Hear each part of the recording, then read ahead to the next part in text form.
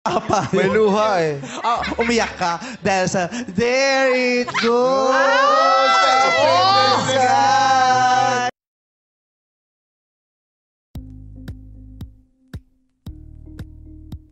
Usap-usapan ngayon ang pagiging emosyonal ni Chinita Princess Kim Chiu sa It's Showtime kanina April 3, 2024.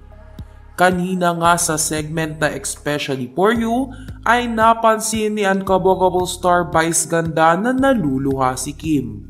Kaya naman, inusisa niya ang dahilan nito.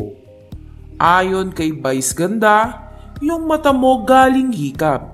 Kitang-kita ko mamasa-masa pa. Umiyak ka? Dahil sa Dare It Go na kinanta namin, no? Dito nga ay kinanta muli ni Meme Vice ang naturang kanta.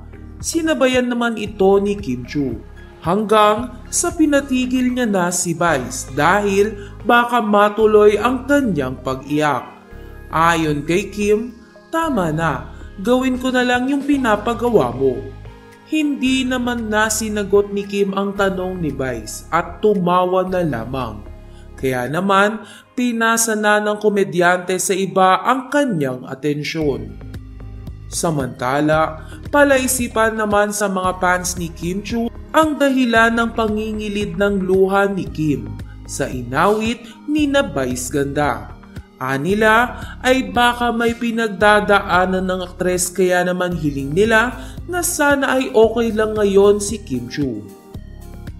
Sa kabilang banda, excited na ang fans ni Kim sa gagawin ni Kim Chiu sa Sabado.